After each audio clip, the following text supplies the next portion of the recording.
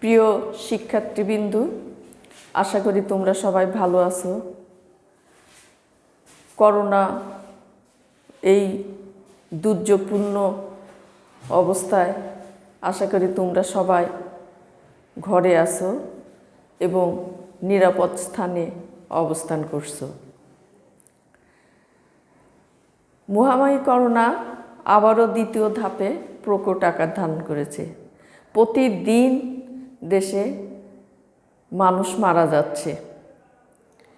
এমত অবস্থায় তোমরা স্বাস্থ্যবিধি মেনে সামাজিক দূরত্ব বজায় রেখে ঘরেতেই অবস্থান করবা।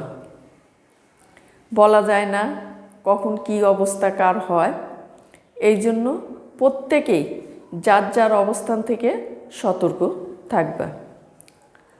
আমরা গত ক্লাসে তোমাদেরকে দশম অধ্যায় অর্থাৎ নিয়ন্ত্রণ পড়ানো হয়েছে। অর্থাৎ আমরা দুটো ক্লাস নিয়েছি, সেখানে নিয়ন্ত্রণ কী, নিয়ন্ত্রণের বৈশিষ্ট্য, নিয়ন্ত্রণের গুরুত্ব, নিয়ন্ত্রণের আদর্শ বা নীতিমালা, এগুলো কিন্তু আমরা পড়েছি বা জেনেছি।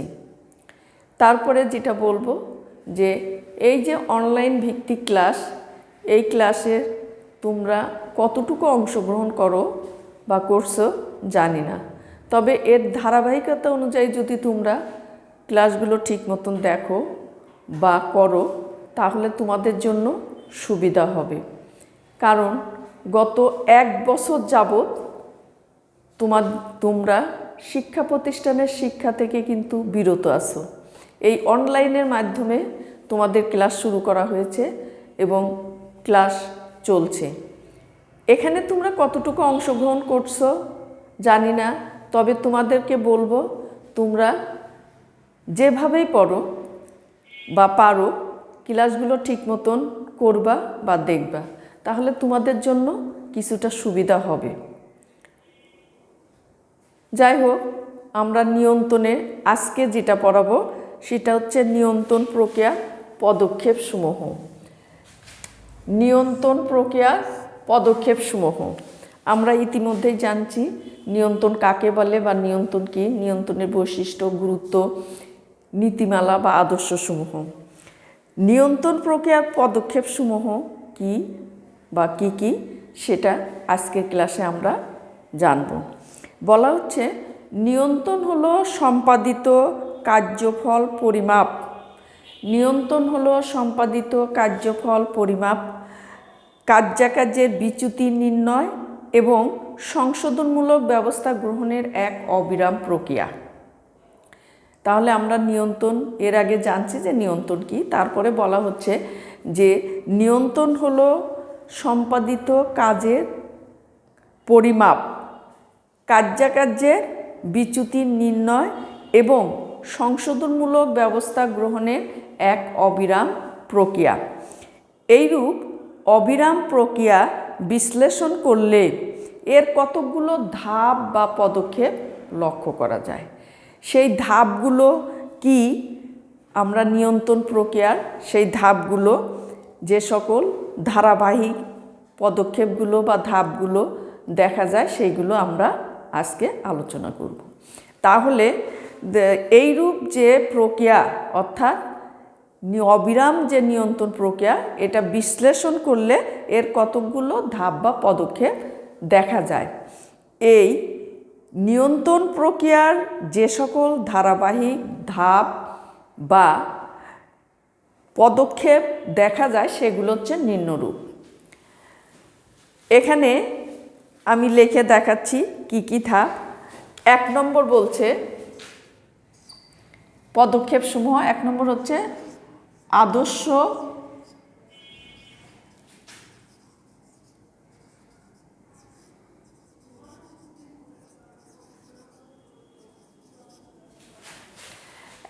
বলছে আদর্শ মান নির্ধারণ। 2 নম্বর বলছে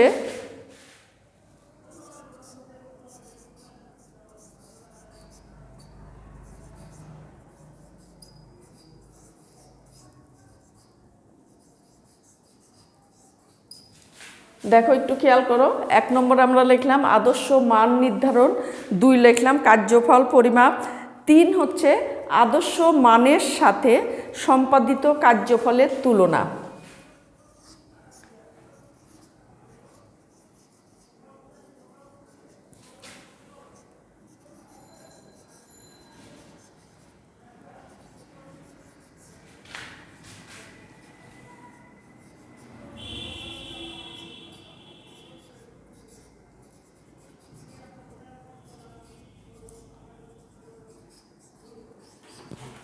তিন কি লিখলাম আদর্শ মানের সাথে সম্পাদিত কার্যফলের তুলনা।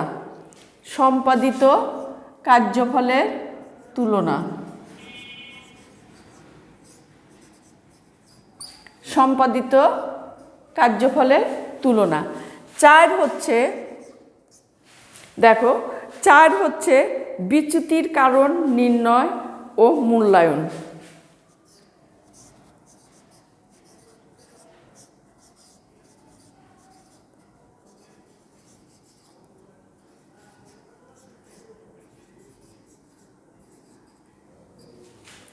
বিচ্যুতির কারণ নির্ণয় ও মূল্যায়ন।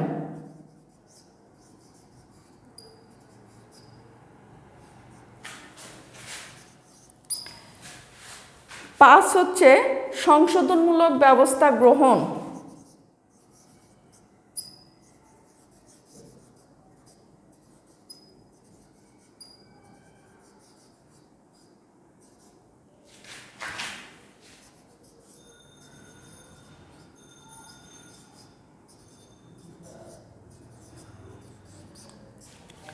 সংশোধনমূলক ব্যবস্থা গ্রহণ।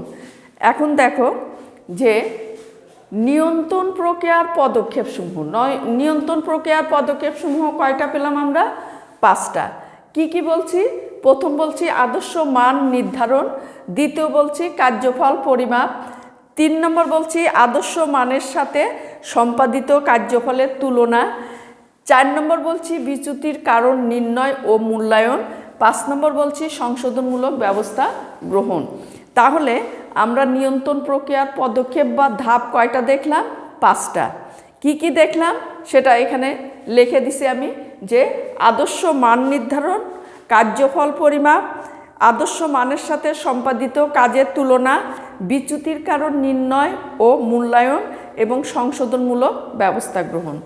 এখন এই যে 5টা পদক্ষেপের কথা বললাম, এই 5টা পদক্ষেপ তোমাদেরকে জানতে হবে যে আদর্শ মান নির্ধারণ কি এবং কার্যফল পরিমাপ কি, আদর্শ মানের সাথে সম্পাদিত কার্যফলের তুলনা, বিচ্যুতির কারণ নির্ণয় ও মূল্যায়ন, প্রত্যেকটা সম্পর্কে তোমাদের জানতে হবে।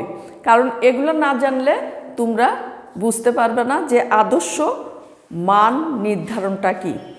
বলা হচ্ছে নিয়ন্ত্রণ ব্যবস্থায়, অর্থাৎ নিয়ন্ত্রণ ব্যবস্থার নিয়ন্ত্রণ ফলাফল যে ফলপ্রসূ করার লক্ষ্যে, নিয়ন্ত্রণের ফলাফল ফলপ্রসূ করার লক্ষ্যে সর্বপ্রথম প্রত্যেক কাজের জন্য আদর্শ মান নির্ধারণ করা আবশ্যক।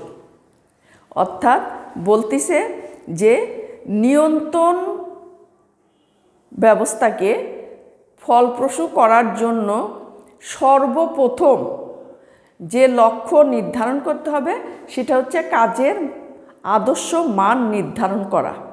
কাজের আদর্শ মান নির্ধারণ করা। আদর্শ মান বলতে একটা কাজ কতটুকু গুণসম্পন্ন, মানসম্পন্ন এবং পরিমাণ, ব্যয়, আয় এবং সময় সাপেক্ষ হলে সঠিকভাবে সম্পাদিত হয়েছে বলা যাবে, এইটাকেই বলা হচ্ছে আদর্শ মান নির্ধারণ। তাহলে তোমরা বুঝলে যে আদর্শ মান নির্ধারণ কি? বলা হচ্ছে যে নিয়ন্ত্রণ ফলপ্রসূ করার জন্য কি করতে হবে? সর্বপ্রথম কাজের আদর্শ মান নির্ধারণ করতে হবে। এই আদর্শ মান নির্ধারণ বলতে আবার কি বোঝানো হচ্ছে, যে আদর্শ মান বলতে একটা কাজ কতটুকু গুণসম্পন্ন, মানসম্পন্ন এবং ব্যয়, পরিমাপ, আয় ও সময় সাপেক্ষ হলে সঠিকভাবে সম্পাদিত হবে বলে ধরা হয়, সেটাকেই বলা হচ্ছে আদর্শ মান নির্ধারণ। আদর্শ মান নির্ধারণ এক ধরনের পরিকল্পনা যা নিয়ন্ত্রণের ভিত্তি হিসাবে কাজও করে থাকে। এই যে আদর্শ মান নির্ধারণ, এটা কিন্তু এক ধরনের পরিকল্পনা, এটা কি করে, নিয়ন্ত্রণের ভিত্তি হিসাবে কাজ করে। আবার 2 নম্বর কি বলছি, 2 নম্বর বলা হয়েছে কার্যফল পরিমাপ, অর্থাৎ বলা হচ্ছে যে কাজ প্রকৃত পক্ষে কতটা হয়েছে, কাজ প্রকৃতপক্ষে কতটা হয়েছে নির্দিষ্ট সময় শেষে তার পরিমাপকেই বলা হচ্ছে কার্যফল পরিমাপ করা। আবার শোনো, কার্যফল পরিমাপ বলতে বোঝানো হয়েছে প্রকৃতপক্ষে কাজ কতটা হয়েছে নির্দিষ্ট সময় শেষে, একটা সময় শেষে তার পরিমাপ করাকে বলা হচ্ছে কার্যফল পরিমাপ করা। অর্থাৎ কতটুকু কাজ প্রকৃতপক্ষে সম্পাদিত হয়েছে তা পরিমাপ করা, যা প্রকৃত আয় ব্যয় কী হয়েছে, কীরূপ হয়েছে তা নিরূপণ করা নিয়ন্ত্রণ প্রক্রিয়ার হচ্ছে দ্বিতীয় ধাপ বা পদক্ষেপ। 3 নম্বর ধাপ কি বলছি, আদর্শ মানের সাথে সম্পাদিত কার্যফলের তুলনা। আদর্শ মানের সাথে সম্পাদিত কার্যফলের তুলনা, অর্থাৎ বলা হচ্ছে যে নিয়ন্ত্রণের মুখ্য উদ্দেশ্য হলো ত্রুটি বা বিচ্যুতি নির্ধারণপূর্বক, ত্রুটি ও বিচ্যুতি নির্ধারণপূর্বক প্রয়োজনীয় সংশোধনমূলক ব্যবস্থা গ্রহণ করা, প্রয়োজনীয় সংশোধনমূলক ব্যবস্থা গ্রহণ করা। এই বিচ্যুতি নিরূপণের আদর্শ মানকে ভিত্তি হিসাবে ধরা হয় বা বিবেচনা করা হয়, অর্থাৎ নির্দিষ্ট সময়ে সম্পাদিত কাজ পরিমাপ করে তা আদর্শ মানের সাথে তুলনা করাই হচ্ছে এই পর্যায়ে নিয়ন্ত্রণ প্রক্রিয়া গুরুত্বপূর্ণ ধাপ বা পদক্ষেপ। 4 নম্বর পদক্ষেপ কি বলছি বা ধাপ, যে বিচ্যুতির কারণ নির্ণয় ও মূল্যায়ন। অর্থাৎ বলা হচ্ছে যে আদর্শ মানের সাথে তুলনা করার পর, আদর্শ মানের সাথে তুলনা করার পর কার্যফলের কোনো বিচ্যুতি পাওয়া গেলে বা কোনো ত্রুটি পাওয়া গেলে উক্ত বিচ্যুতির কারণ নির্ণয় এবং উক্ত কারণের যথাযথতা মূল্যায়নের নিয়ন্ত্রণ প্রক্রিয়ার হচ্ছে আর একটা পরবর্তী ধাপ।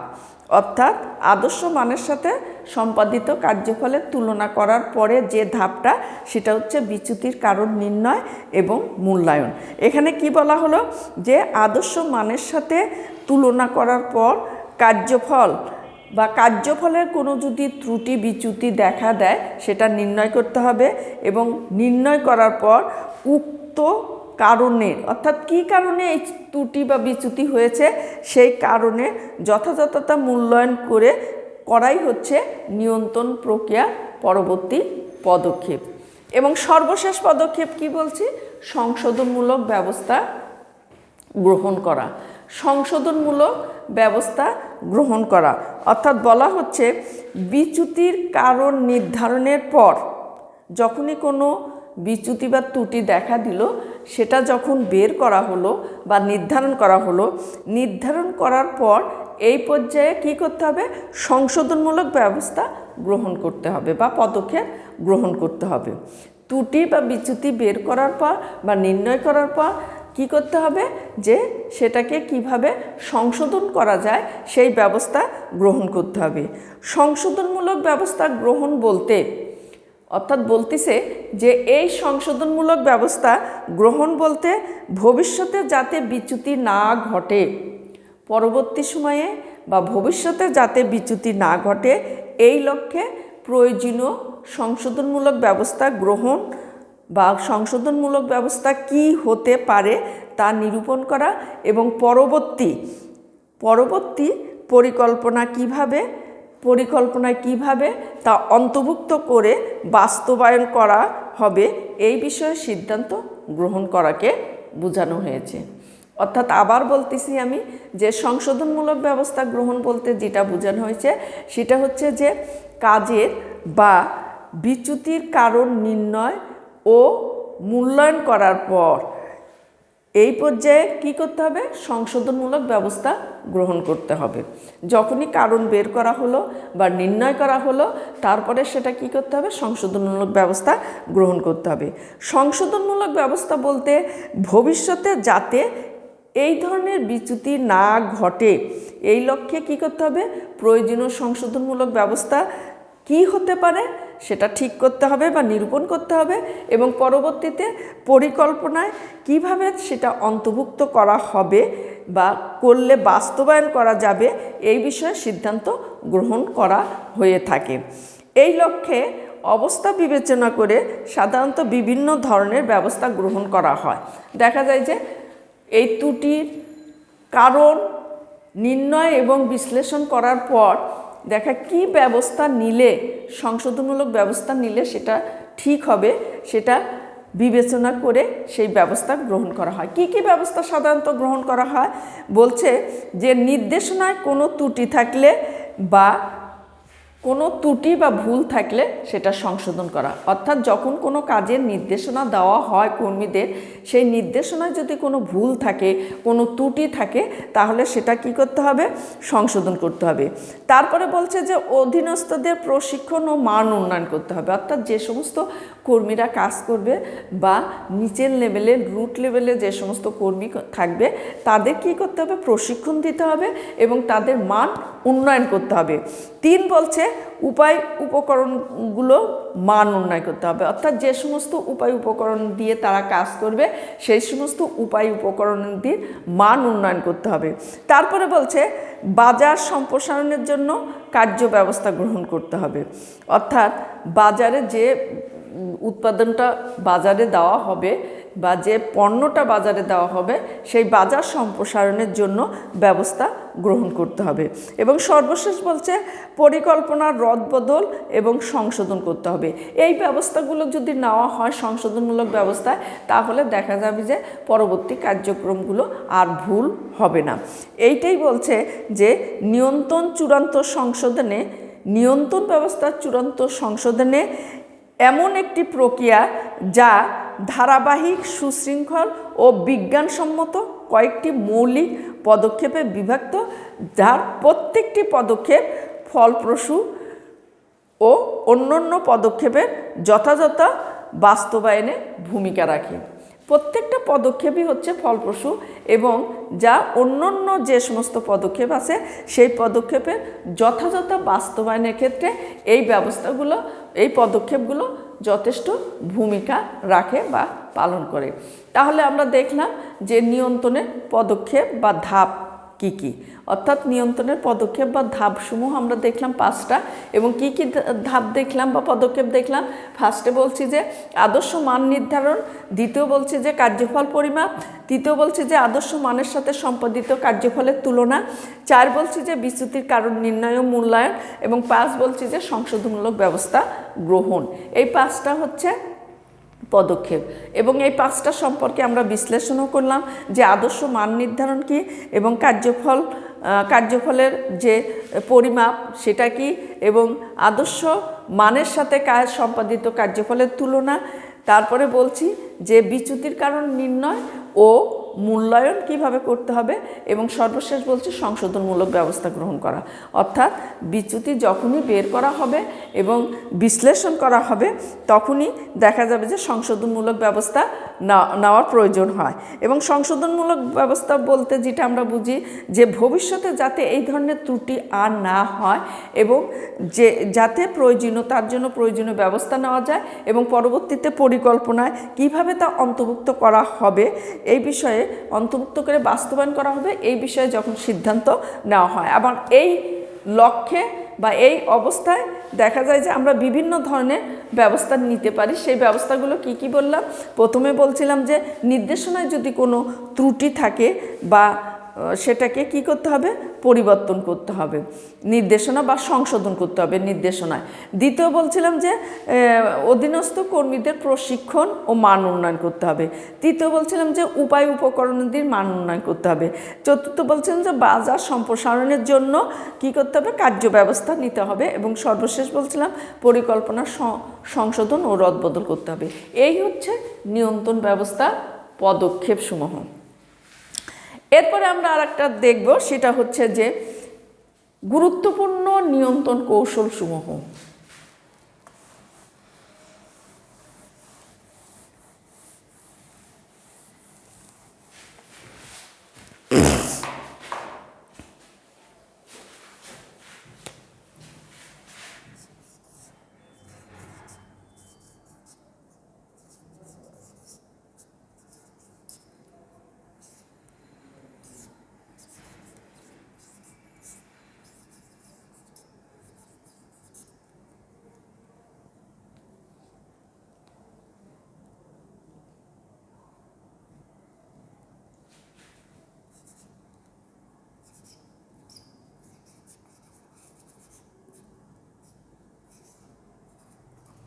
নিয়ন্ত্রণের কৌশলসমূহ, অর্থাৎ নিয়ন্ত্রণের কি কি কৌশল অবলম্বন করা হয় বা কোনো প্রতিষ্ঠানের লক্ষ্য অর্জনের জন্য বিভিন্ন বিভাগ, একটা প্রতিষ্ঠানের বড় ধরনের প্রতিষ্ঠানের ক্ষেত্রে দেখা যায় যে মূল লক্ষ্য বা উদ্দেশ্য অর্জন করার জন্য প্রতিষ্ঠানের যে বিভিন্ন বিভাগ থাকে বা স্তর থাকে, সেই বিভিন্ন বিভাগ বা স্তরে বিভিন্ন ধরনের কার্য সম্পাদনের প্রয়োজন পড়ে। অর্থাৎ বিভিন্ন ধরনের যে বিভাগ, যেমন বিক্রয় বিভাগ থাকে, ক্রয় বিভাগ থাকে, উৎপাদন বিভাগ থাকে, এই সমস্ত বিভাগ বা স্তরে দেখা যায় যে বিভিন্ন ধরনের কার্য সম্পাদন করার প্রয়োজন পড়ে। এই যে বিভিন্ন প্রকৃতির এই সকল কাজ যথাযথভাবে নিয়ন্ত্রণের উদ্দেশ্যে এই বিভিন্ন বিভাগের বা বিভিন্ন প্রকৃতির সকল কাজ কী করতে হবে? যথাযথভাবে নিয়ন্ত্রণের উদ্দেশ্যে বিভিন্ন ধরনের নিয়ন্ত্রণ ব্যবস্থা আরোপের প্রয়োজন পড়ে। অর্থাৎ এক এক বিভাগের কাজ বা এক এক স্তরের কাজ এটা সম্পাদনের জন্য বা যথাযথভাবে নিয়ন্ত্রণের উদ্দেশ্যে বিভিন্ন ধরনের নিয়ন্ত্রণ ব্যবস্থা আরোপ করা হয় বা প্রয়োজন পড়ে। আধুনিককালে এইরূপ নিয়ন্ত্রণের জন্য যে সকল পদ্ধতি বা কৌশল, অর্থাৎ বর্তমানে এই সকল ব্যবস্থা নিয়ন্ত্রণের জন্য যে সমস্ত কৌশল বা ব্যবস্থা নেওয়া হয় বা পদ্ধতি নেওয়া হয় সেগুলো হচ্ছে নিম্নরূপ। কী কী পদ্ধতি? অর্থাৎ বর্তমান বলতে আধুনিককাল বলি। এই আধুনিককালে নিয়ন্ত্রণের জন্য যে সমস্ত পদ্ধতি বা কৌশল অবলম্বন করা হয়ে থাকে সেগুলো হচ্ছে নিম্নরূপ। কী কী? একটা হচ্ছে বাজেটারি নিয়ন্ত্রণ কৌশল। বাজেটারির নাম অবশ্যই তোমরা শুনছো, বাজেটারি নিয়ন্ত্রণ কৌশল। আর একটা হচ্ছে অবাজেটারি নিয়ন্ত্রণ কৌশল এবং আরেকটা হচ্ছে পরিকল্পনা ও নিয়ন্ত্রণ কৌশল। অর্থাৎ কয়টা কৌশলের কথা বললাম? যে একটা প্রতিষ্ঠানের মূল লক্ষ্য নিয়ন্ত্রণ করার জন্য, মূল লক্ষ্য অর্জন করার জন্য বিভিন্ন বিভাগ বা যে স্তর থাকে সেই স্তরকে বিভিন্ন ধরনের কাজ সম্পাদন করতে হয়। বিভিন্ন প্রকৃতির এই সকল কাজ যথাযথভাবে নিয়ন্ত্রণের উদ্দেশ্যে বিভিন্ন ধরনের নিয়ন্ত্রণ ব্যবস্থা আরোপ করার প্রয়োজন পড়ে বা প্রয়োজন হয়। আধুনিককালে অর্থাৎ বর্তমানে দেখা যায় যে নিয়ন্ত্রণের জন্য যে সকল কৌশল বা পদ্ধতি ব্যবহার করা হয় বা অবলম্বন করা হয় সেগুলো হচ্ছে নিম্নরূপ। কি কি পদ্ধতি? একটা বললাম বাজেটারি নিয়ন্ত্রণ কৌশল পদ্ধতি, আর একটা বললাম অবাজেটারি নিয়ন্ত্রণ পদ্ধতি কৌশল পদ্ধতি, আর একটা বললাম পরিকল্পনা ও নিয়ন্ত্রণ কৌশল। তাহলে কয়টা বললাম? তিনটা। একটা হচ্ছে বাজেটারি নিয়ন্ত্রণ কৌশল পদ্ধতি, আর একটা বললাম অবাজেটারি নিয়ন্ত্রণ কৌশল পদ্ধতি এবং তৃতীয় বললাম পরিকল্পনা ও নিয়ন্ত্রণ কৌশল। এখন এই যে বাজেটারি নিয়ন্ত্রণ কৌশল পদ্ধতি এবং অবাজেটারি নিয়ন্ত্রণ কৌশল কি কি পদ্ধতি আছে এবং পরিকল্পনা নিয়ন্ত্রণ কৌশল কি, এগুলো আমাদেরকে জানতে হবে। এখান থেকে কিন্তু প্রশ্ন হয়।